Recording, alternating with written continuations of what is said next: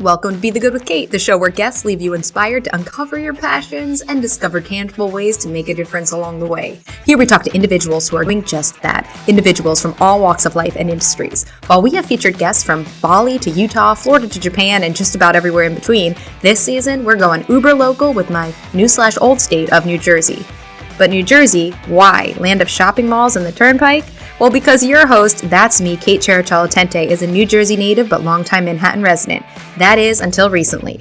As I rediscover my home state, first we need to talk about the fact that it is not the land of shopping malls and the Turnpike. It is a land of such a variety of people and cultures and landscapes. It's the land of Bruce Springsteen and Whitney Houston and Frankie Valli. It's the land of shoreline and country and forests and mountains, and well, I could go on and on, but we got to get on to our episodes. So I wanted to bring on some guests doing good here in New Jersey, but just like in prior seasons, something I love about human connection and inspiration is how you certainly don't need to be from the same place or a similar background to get so much out of hearing from a person. In fact, I think it's better that way. We notice how we as humans are so similar in so many ways, and how each of us has the power to make a difference in our own lives and in the lives of others. And I hope you are inspired here to start, restart, or continue your journey of finding your passions and helping others along the way. Easy and impactful way you can help this podcast reach more people: share with a friend or leave a review. Thanks for your help in inspiring more people. Now on to this week's episode. Let's spread a little more goodness in the world. Well, this is Danielle Lindner. She is the founder of the London Day School. She's a working mother of two. She struggled to find an early education program that not only offered the nurturing and loving environment she wanted for her children, but also a balanced education program that excited and enriched young learners on a daily basis. So after 17 years in the education industry, she created the London Day School, and we happen to be in the same town here in Madison. We were just talking about how wonderful a place it is. Danielle, thanks so much for being here today. Thank you for having me. Hey, my pleasure. And please, I gave a little bit of your bio, but tell everyone a bit more about who you are and what you do in your own words. Sure. Well, aside from sounding ancient, not at all. Like 17 years. Wow. And then the school is in its 15th year now. So I'm thinking, wow, I'm pretty old. No, wise. That's all. Yes, wise. So I started out back as a kindergarten teacher in the public school system. And I went in bright-eyed and bushy-tailed and really passionate about education, and that was pretty much beaten out of me within a year of being in the red tape of the public school arena. Everybody was kind of fighting for tenure. It wasn't let's work as a team. It was sort of every man for himself or every woman for themselves, and make it their 3 years in a day, so you just have a job forever. And I guess I was I don't really want this job forever. I don't want to die here necessarily. I don't know. But I just want it to be great now. And I want my kids to have a great experience. And everything really changed for me when I brought in a parent who worked for Berlitz for an international language company. And he said, would you want me to come in once a week for 10 minutes during snack and teach some Italian words to the class? And complimentary, of course. And I said, that would be incredible. And we started doing it, and the kids were loving it. And they were having snack, and they were learning different words. And, that's the age where their brains are really like sponges. So if you're going to open them up to foreign language, preschool and kindergarten is the time. And I was called into the principal's office, and my hand was slapped because that wasn't an approved part of the curriculum by the Board of Education, who were not even teachers. So I said, you know what, this isn't for me, because if I can't do what's best for the kids, then this isn't I guess I'm not meant to be a teacher. So I went into corporate with my husband and worked with him for about 15 years as a COO of his company. And then I had children, and I had to put them in daycare or preschool. And I realized that they weren't really getting the things that I wanted them to get out of it. I wanted them to have foreign language. I wanted them to have STEM. on a snowy day, I wanted them to bring in snow and teach them about melting and freezing and all these things, not just plop them in front of a computer or a video. And I couldn't find that for them. So one night we went out to Shanghai Jazz, a great Chinese restaurant in our town. And I said to my husband, what do you think? Do you think I could open a preschool and put the program in that I think the kids should have? I mean, our kids were already 5 and 10 at the time. So I knew my little one was only going to maybe get 6 months out of my program if I could get it going. But actually, she was 4. It took a year to get it going. So. Sure. And he said, why don't you give it a try? And this is 15 years now. And here we can do what we want to do, which is, I give my teachers the leeway to try exciting things, to one teacher, she said, oh, I want to try and make a pretend x-ray machine and show kids what x-rays look like for the letter X. I'm like, go for it. That's amazing. Another one said, I want to use the window and turn it into a smoothie bar and give them fake dollars so they can learn about money. I'm like, that's amazing. Great.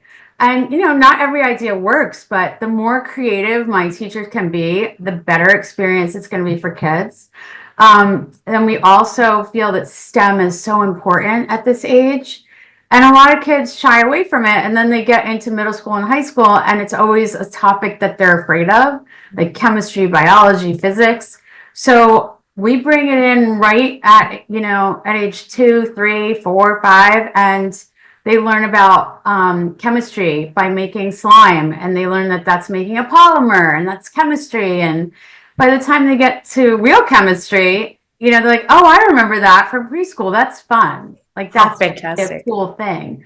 Yeah. And then the last thing I noticed as I was working in the school for a couple of years was that academically they were really stretched. They were doing great, but socially and emotionally they needed more. So I started writing a character education book series and curriculum for the kids. And now we have a full 16 series character ed curriculum for them. And they learn mostly about having, self-esteem, feeling good about themselves, knowing that they can have an opinion and voice it, being kind, sharing, caring, and also learning boundaries too. So I say it's really good, to teach your child how to share, but also teach them how to say no in a kind way. Like, maybe this is a special doll my grandma gave me, so I really don't want you to play with it, but we can play with this or something else. So I think and then I moved into parent coaching. Okay. Yeah. Because I was doing a lot of one-on-one when I was at the school all the time, helping parents through different issues. And then I realized I really should write a book. So I wrote a handbook for parents to a guide to the preschool years. And now I'm coaching parents and all over the country, which is great because virtually now, 15 years ago, there wasn't really Zoom or anything. Yeah. Yeah. It was either you come to the office or the school, or we can't, we would talk on the phone maybe, but the internet has just really opened up a whole new world where I can help more parents, which I love. I love helping parents. And as a mom, helping parents to first and foremost realize that they're not alone. They're not bad parents, and they should not let Instagram shame them.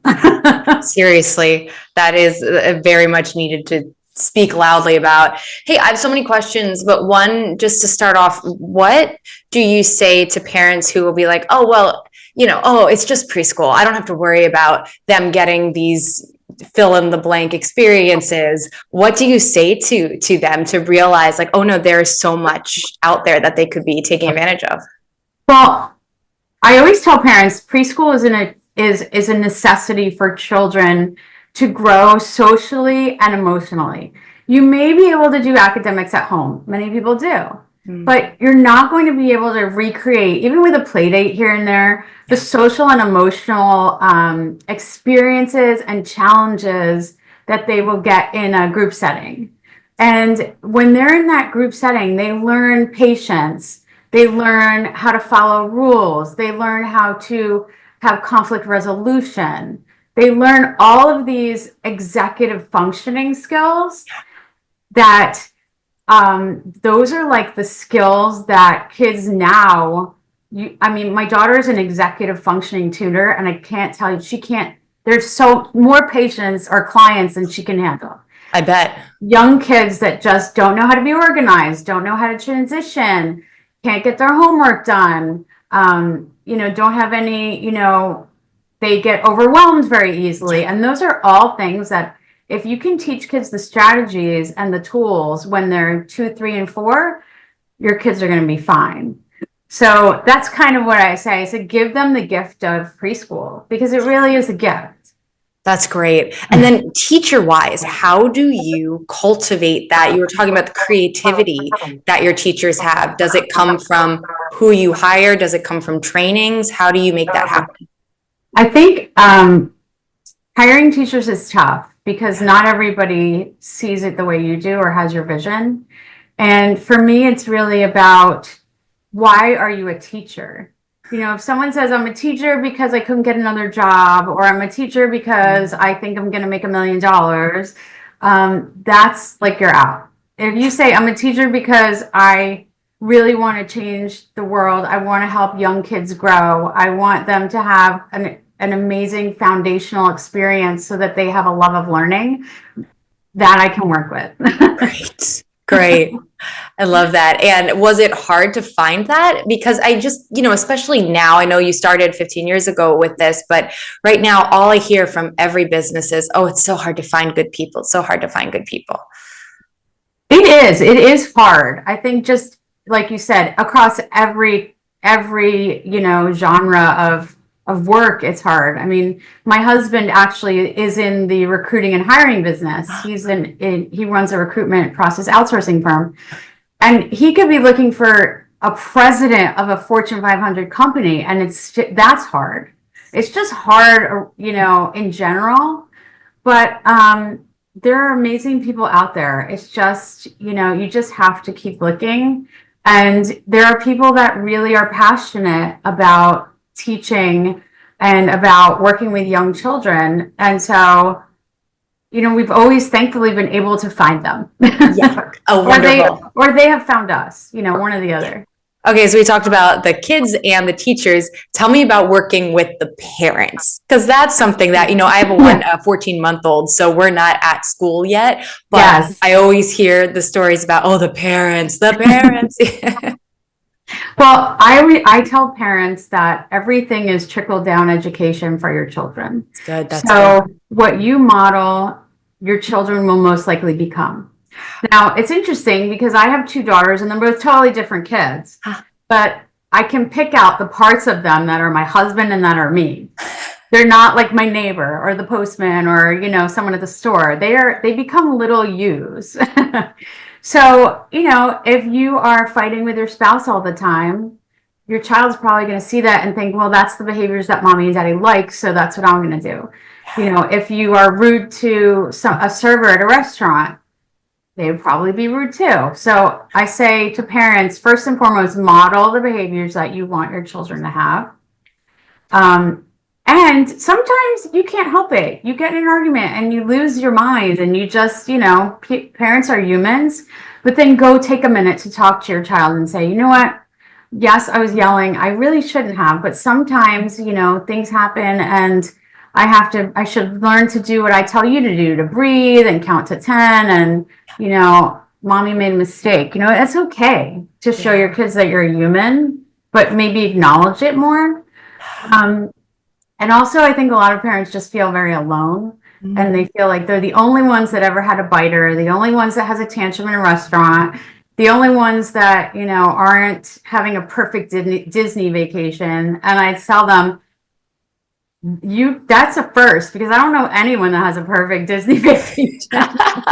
Yeah. Even we just had a guest that talks about mental health in the postpartum time period. And it was that feeling too of, you're not alone. There are so many other people going through this. And, I'm thinking about a guest last season who focuses on navigating the teenage years, Brooke Romney. And so I think it's all the stages of life. It never ends. It just changes a bit depending on the age of the child and of the parent too. Right. Oh, it never ends. I mean, it goes from I'm worried about them climbing, you know, up the stairs and falling down when they're infants, to me telling my daughter, call me on your walk home from school, because she lives in the city, because I want to talk to you till you get to your apartment. Yeah. And she's Yep. 25. Yeah. Oh, at it when you're in your 30s, your dad still tells you to lock your door. So Exactly. yeah. Exactly. Hey, you know, Danielle, what is the most surprising aspect of where you are now, you know, professionally and personally? I think for me, the most surprising aspect is seeing what my two daughters have taken from what I've done and taken to be for themselves. So I really see now the fruits of my labor. So one daughter is in school for entrepreneurship. And so she's very entrepreneurial. She's great at networking. And I see that, you know, part of me that wanted to build something new and create something new. And my older daughter is going for her PhD in school psychology. So I see that too, that, you know, during COVID, she worked at the school because her school was on hiatus for a while. And she was originally going to be a medical doctor. And after working with the kids in our school, she said, I really want to change my focus. I want to work with kids. So How about that? That's been the most surprising, because usually you think they're going to do anything opposite from their parents that they can. So to see them sort of like doing things that they saw me do, that's just, it's surprising, and I love it. It makes me feel good. Oh, that's fantastic. And I want to go back to something you mentioned at the beginning, where you were talking about you were a teacher and then you just felt like it's not for me and all the red tape. Do you have any words of advice for someone who is a teacher and maybe isn't in that world of, okay, I want to go out on my own and start a school? What changes maybe could they make within their job and their role as a teacher? I think in the public school system, it is really hard. It's difficult. But I say to young teachers, or any teacher, if you're in a job where you don't feel like, any job really, whether it's teaching or anything, and you don't feel like you're allowed to let your passion come out and you're really feeling fulfilled, you should find another place to do that job. And maybe it is, I want to go to a private school where, you know, there is a little more leeway and a little more openness to allowing more, you know, imagination and creativity. You know, maybe that's what you need to just say, you know what, I need to leave the security of the public school system and go to a job where every year I have a performance review. But in some ways, isn't that great? Because you're really forced to always do your best and do a little bit better. And I think that's challenging, and we need a challenge as human beings to stay engaged in whatever we're doing. So I do feel like sometimes you can't change where you work, but where you can't change the place you're working, but you can change the place you work, where you work. Yeah, if that makes any sense. No, I see what you're saying. Absolutely. And then, like, on the flip side of that, how on earth do you go about starting a school? Like, what was that like for you? It was really a challenge. It was a challenge that I didn't think it would be so hard.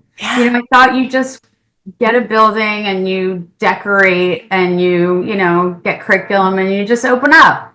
And in reality, there are like 975, something like that, 900 to 1,000 things on the state checklist that you have to, that you must pass everything perfectly in order to even open up a school. So it's not, you can't just put out a shingle and say, I'm a preschool. It's a lot of work. It's a very regulated business, but that's a very good thing, because our clients are 18 months to 5 years old. That's our client base, our little kids. They're little kids, and they are somebody's whole world. Absolutely. And they are giving their whole world to you to take care of and teach and watch over. And it has to be regulated, because not every school is the same. Not at all. And you want a place where you can I mean, dropping off my child at preschool the first day, I just sat in the parking lot for an hour and cried. Oh. It was like, oh my God, how am I doing this? I'm so horrible. This is a horrible mom. And then as an educator, I knew in my heart, like this was what I should be doing for her. But then I also felt so like sad. And so, but I trusted the school where I was leaving her, and I trusted the people who were caring for her. And I think that's really important. So no two schools are the same or equal. And just because a school maybe looks amazing on the outside, or has the biggest playground, or has the flashiest, sign, you need to find out, what is it at its core? What are their core beliefs? Do they believe, what is their behavior management approach? Is it a positive one, a negative one? Do they do timeouts? Because we don't. Do they do the stoplight system, the green, yellow, red, where, a kid can be on red? No, we don't. Find out, because you don't want your kids to be shamed in preschool. And, certain behavior modifications things are very harmful to a child's psyche when they're that little. So I always say kids are just looking for attention, whether it's positive or negative. So you can get the same result from having giving them positive attention for when they're doing good stuff, rather than just always picking at them, like, put your hands down, you're touching again, you're on red. And I say, when a child's on red, should they follow the rules for the rest of the day? There's nowhere for them to go. There's no way to improve. And it also shows other kids in the class, Johnny's always on red, Johnny's a bad kid. So find out those things when you're looking for a school, like, what is their approach? I think that's really important. That's excellent advice, for sure. And why is it important in your mind that we really promote that there are these options available, and the need for this kind of, I don't know if intervention is the right word, but just like exposure and curriculum and all of that at such a young age? I think coming from my own experience, where my younger daughter was at a preschool that I really thought was great, only to find out she started not wanting to go to school, because if she would do something that wasn't, she had ADHD. So she had, I'd say, ants in her pants. She was always moving. She would eat her lunch and then want to bebop around. And they would punish her by saying, you need to eat your lunch facing the wall. And it was very traumatic for her. And, it stayed with her to this day. She's 19. You can say, what did you feel about preschool? And she'd say, they were mean to me. I didn't like it. And she started to get this negative feeling towards education and learning. And so it's really important, because I did not ever expect the school that I thought was amazing to be doing that as their behavior modification. And they were, and it's not considered abusive, but in my mind, it's not the environment where you want your children to be getting their first taste of formal education, of preschool. Like, it's just not what I think is. You wouldn't want that for your kids. No, I mean, and when you said that about preschool, I thought to myself, oh my gosh, it wasn't preschool, but parallel to it was a ballet class that I was put in at 3 or 4. And I said, no, the teacher's mean. I don't want to go back. And it was like the only thing that I quit before the season was over, whatever, and this at the ripe young age. Skip ahead, I didn't dance for years, and then I became a professional performer like years down the line. But like, it was interesting that could have soured it forever, but thankfully by the age of like 12 I was reintroduced to it. But that's really interesting you pointed that out, because it really does, what we learn when we're little makes such an impression. Yeah, and you don't want to suck the passion out of a child. And they could have done that to you. Thankfully, you were able to find it again. Yeah. But I wonder how many Einsteins and amazing, prima ballerinas are out there that just had a terrible experience in school, or a ballet class, or a karate class, or wherever. Totally. And they just didn't see it through because they just felt bad. Yeah. Absolutely. Great things to just really keep in mind, whether we have kids or just, we're an aunt or an uncle or, anything like that when we interact. Well, I have one more question for you, and it's obviously very important. Do you watch Abbott Elementary? I sometimes watch it, but I have to say, I never get to watch TV anymore. I guess you don't have time with everything you have going on. It was just so when you were talking about the public TV. school and the red tape and the passion versus maybe not the passion. It is, if you need to find the humor in that situation, that is often not, they do a pretty darn good job. Yes, the episodes I've seen, I was like, yep, that's pretty much how it goes. Well, hey, Danielle, thank you so much. Please, let's talk about where can people find you online, your book, the school, and then I also see something about on Amazon Prime. Yeah, so so they can find everything about me at DanielleLindner.com. It's DanielleLindner.com.